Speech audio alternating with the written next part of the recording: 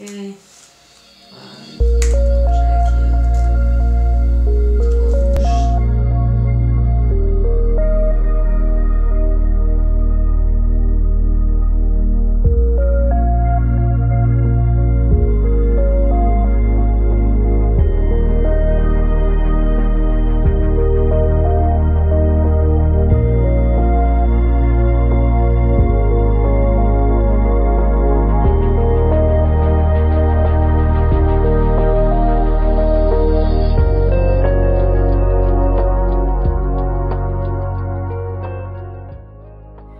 CodeCat smo programerska skupina, ki se dobiva vsako sredo in imamo predvsem pravilo, da pri tem ženske nismo nikoli v manjšini. Na tehnoloških dogodkih smo ženske vedno v manjšini, tako da je fino, da imamo vsaj enkrat na teden prostor, kjer se lahko dobivamo, izmenjujemo izkušnje, delamo na praktičnih projektih in se pri tem zabavamo in veliko novega naučimo. Zaenkrat še. Približno 10% nas je recimo pri vpisu na Free, pa tudi potem v profesionalnem programiranju, ampak upamo, da se bo ta številka z leti povečala. Zanimivo je to, da je v tem času to še vedno nenavadno. Glede na to, kako hitro se razvija ta svet tehnologije, bi pač pomislili, da tudi na nek način so tudi ženske že enakopravne v tem svetu, in njihovo delo priznano ravno tako kot delo moških.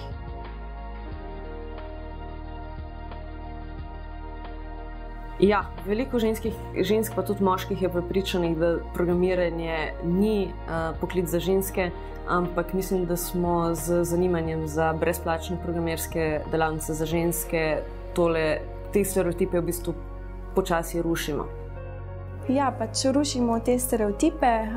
Jaz sem sicer, bi lahko rekla, nova na tem področju, ampak poskušam tudi jaz na nek način privabiti druge punce, se udejstvovati čim bolj na tem področju.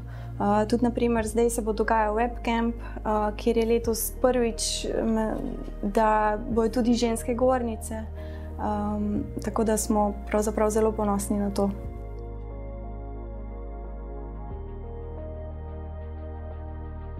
Navaditi, sprejeti, jaz mislim, da oni na nek način to že sprejemajo, vsaj kolikor sem jaz v stiku z njimi, mogoče je to problem drugih, ki ne poznajo tega poklica na tak način ali pa v tej širini. Se mi zdi, da programerji moški čisto sprejemajo punce in cenijo njihova mnenja, njihovo delo. Vsi se moramo navaditi, tudi ženske imamo stereotipe, predsodke do tega. Področje vidimo kot prezahtevno, da zahteva recimo preveč matematike. Tako da zahtevalo bo spremembe na obeh straneh.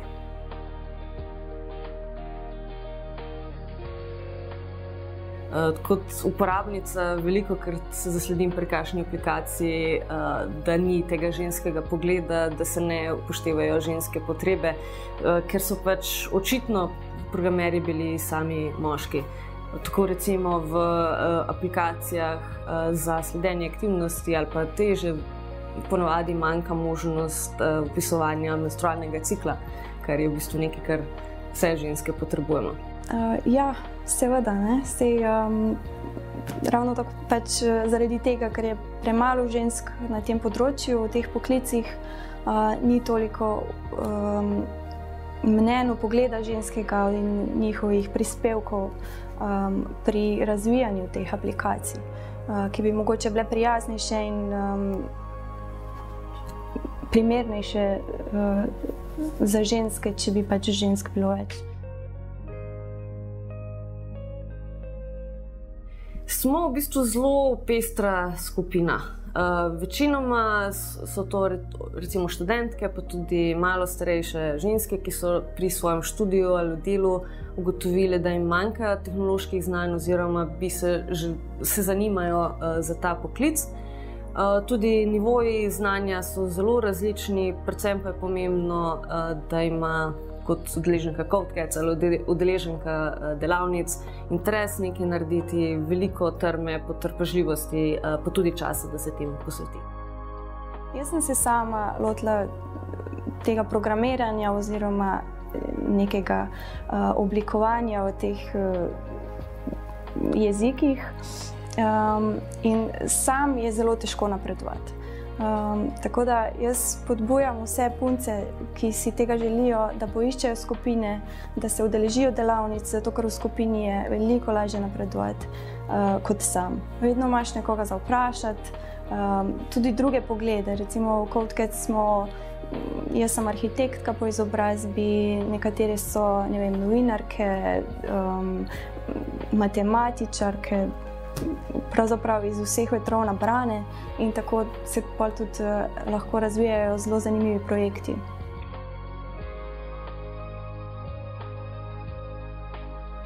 Če bo več žensk na področju tehnologije, bo več raznolikosti, več izbire na področju raznih aplikacij, storitev, kar v bistvu deluje v dobro vseh.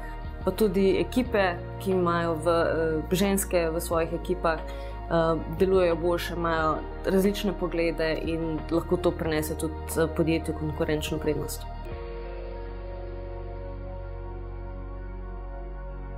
Bodimo odprti tudi za druga mnenja, poslušajmo druge ljudi, kaj imajo za povedati, s tem se lahko veliko naučimo. Predvsem veliko spoštovanja, manj predsodkov. Ja.